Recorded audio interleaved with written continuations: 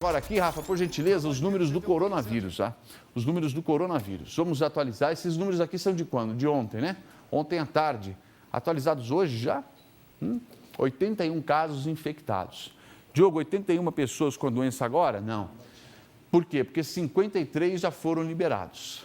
Então, 53 pessoas já não estão mais com coronavírus. Só que o número de óbitos, esse aumentou. Daí já foi para 6, né? Tivemos aí mais 2 mortes. Uma morte do idoso ontem, né? Que foi confirmado. Foi um idoso, né, Rafa? Acabou confirmando, então já aumentou o número de mortes para 6. Que pena, que pena. 10 internados, 11 em isolamento domiciliar, saldo atual em tratamento 21. Então é o seguinte, vamos fazer a análise aqui desses números, porque agora estamos falando de reabertura do comércio e agora a gente precisa analisar esses números com muita cautela. Deixa eu chamar o Flávio para vir aqui conosco. Olá, Flávio, por gentileza. Tudo bem, Flávio? Como é que você está? Bem, bom dia. Bom dia, obrigado pela sua presença aqui conosco novamente. É um prazer estar contigo novamente e bom dia a todos os telespectadores. O Flávio que já veio aqui no Primeira Hora já, né, Flávio? Sim. Mas a gente agora no Tarobá Comunidade, a gente vai trazer mais detalhes. Flávio Santana, que é um epidemiologista. O Flávio, só para explicar para o nosso telespectador, qual que é a diferença do epidemiologista para o infectologista? Sim, são duas especialidades diferentes que trabalham situações semelhantes, né? O infectologista, ele é um médico especialista nas moléstias infecto-contagiosas e que trabalha ambulatorialmente no hospital. O epidemiologista, ele trabalha com a saúde pública, com a saúde coletiva e as doenças infecto-contagiosas são os principais problemas de saúde pública, né? Mas não exclusivamente. A gente trabalha a comunidade, a gente vai da comunidade até o indivíduo na clínica e na medicina social e utilizando a estatística como um instrumento para as medidas tanto individuais quanto coletivas que envolvem as políticas públicas, inclusive. Mas é um médico? Sim, sim. É um médico, tá? Então é importante te apresentar. Ah, mas é beabá, todo mundo sabe. Não é todo mundo que sabe a diferença de epidemiologista para infectologista. E não é todo mundo que sabe o que faz o epidemiologista. Então é importante a gente explicar o que faz para todos, né? Democratização da informação é isso, é falar para todo mundo. Para transparência, inclusive. Transparência. Eu percebo que você está com uma camisa do governo do Estado do Paraná. Você é um servidor público. Isso. Muito bem. Trabalha para o Estado do Paraná na 17ª Regional. Isso, então, inclusive até mandar um abraço a todos os colegas, a equipe trabalha bastante, inclusive no final de semana, feriado por conta dessa situação. E eu estou aqui em nome da 17ª Regional, em especial a nossa diretora, a Lúcia Lopes, que é a nossa diretora atualmente lá na 17ª Regional. Vou fazer um negócio que eu estava assistindo um jornal ontem, um jornal nacional ontem, e eles levaram, de âmbito nacional, e eles gravaram trechos, não sei se você viu, gravaram os trechos do presidente Bolsonaro, levando a mão ao nariz, levando a mão, e colocaram um slow, levou a mão ao nariz, e eu acabei de ver o Flávio fazer isso. Eu fiz isso hoje, aqui no Primeira Hora, que eu percebi, Flávio, umas 3 vezes. Sim. De levar a mão ao nariz. Você vai, coça a mão no nariz, pronto, você leva aqui e tal, você vai levar, daí lembra, volta. Se eu não cumprimentei ninguém, até agora, eu não toquei na mão de ninguém, eu não encostei em ninguém aqui na televisão. Encostei nesse papel. Pode ser que esse papel esteja contaminado. Leva o nariz, daí que contamina.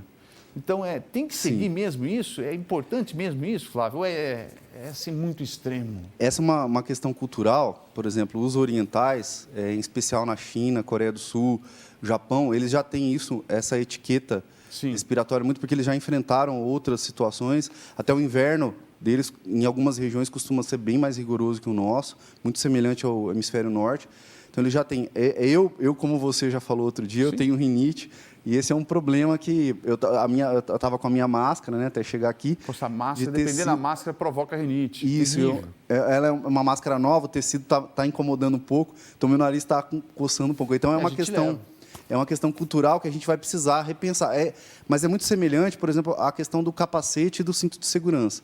Quando, na época, se falou do uso do capacete e do cinto de segurança, foi um problema, um tabu que precisava ser quebrado, todo mundo gostava de andar de moto sem capacete e tal.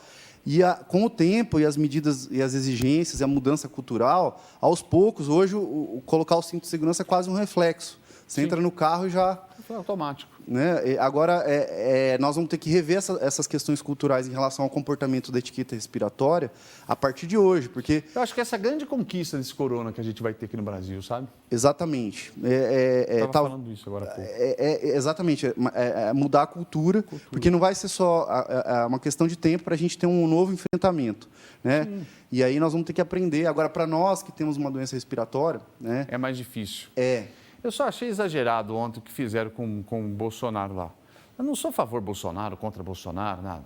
Mas, assim, é ser humano, cara. Daí você pega lá 3, 4 deslizes que o cara levou a mão, mete slow e fala moendo. Até porque é uma questão também, até um reflexo para quem tem... É um reflexo. Você acha que o cara está fazendo isso porque ele está incentivando a população a levar a mão ao nariz, quer que o povo morra? O que quer fazer? Quer matar idoso para diminuir o déficit previdenciário? Deve ser isso que deve estar pensando, mas enfim. Ô, Flávio, me ajuda aqui numa leitura desse gráfico, tá? Então, nós temos aqui, em Londrina, 81 casos infectados. Olha a leitura que eu quero fazer contigo. Eu quero que você me ajude, porque o especialista é você. Eu sou um amador aqui.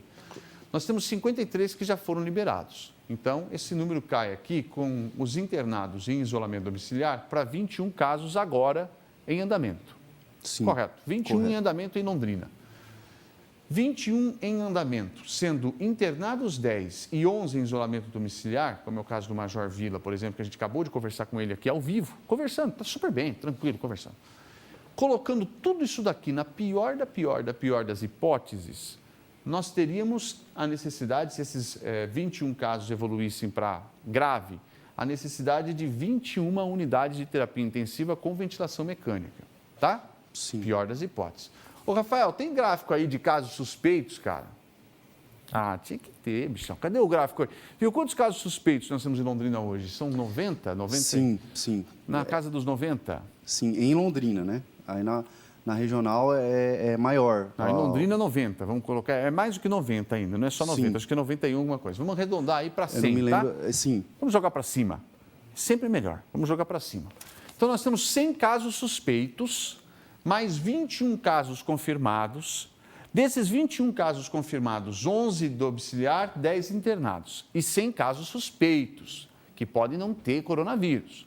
Vamos pressupor que eles tenham coronavírus, tá? 100%. O que você sabe que a chance disso acontecer é mínima. 100% dos casos suspeitos terem. Mas vamos colocar como se fosse. Então, nós temos 100, que não é 100, são 90 e pouco. Mais 21, 121. Vamos supor que daqueles 100, todos evoluam para estado gravíssimo. UTI, ventilação mecânica. 121 unidades. Agora, nós precisaríamos, de acordo com os números que nós temos. Nós temos, de acordo com o que eu vi o prefeito falar, só na cidade de Londrina são 270 leitos de UTI. Sim. Para 121 no cenário de Armagedon, 121. Isso, no pior cenário possível, né? Pior hipoteticamente. Possível. Bem hipoteticamente falando, mas é assim que a gente tem que trabalhar, para estar preparado. Eu vou piorar um pouco a sua... Tá, então piora aí para a gente ver a capacidade nossa de tratar. Como a situação é delicada, né? Esses leitos, uma parte deles é direcionada à macro-regional norte, que Londrina atende. Não serve só para Londrina. Sim, e aí soma esses leitos, a gente tem o OMPAR, a gente tem outros serviços os privados, que poderiam ser credenciados ao SUS também. Isso, mas no momento a gente tem o OMPAR e o HU como referência para essa macro-norte. Né? E aí a gente tem em cada cidade, por exemplo, Ibiporã, tem 100 e poucos suspeitos também em acompanhamento, a maioria guardando exames. Outros em acompanhamento domiciliar que não coletaram exames. E aí, se a gente for pegar os 21 municípios da regional, a soma é grande. Né? A nossa sorte é que a gente sabe que, estatisticamente falando, né, 80% dos casos eles vão ser de leves a moderados para leve. 80%. E aí, 80%. Então, e os outros 20% vão ter o quadro mais grave, de moderado para grave.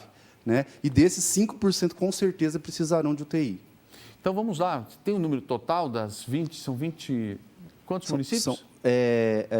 São 21 municípios. 21 municípios. Tem contando um número total Londrina. de casos suspeitos? Eu posso conseguir agora rapidamente. Eu não tenho na mente. O que eu quero fazer, gente? Não adianta a gente discutir com base em achismo. Vamos pegar os números de casos suspeitos, aplicar uma estatística considerável, testada e confirmada. Se quiser, Flávio, checar, você vai checar no celular? Sim. Então pode checar lá.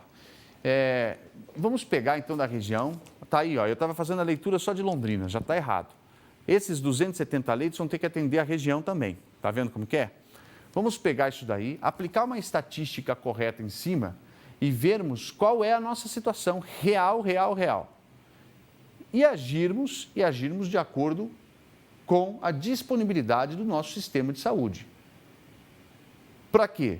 Para o remédio não causar mais problemas do que a doença, como diz o presidente Bolsonaro, mas também para não sermos tão levianos como foram os presidentes aí de outros países, como no caso da França e até mesmo da Itália. Então tem que ter o meio termo, qual reportagem que nós temos? Vamos falar, enquanto isso, do pessoal os evangélicos, né?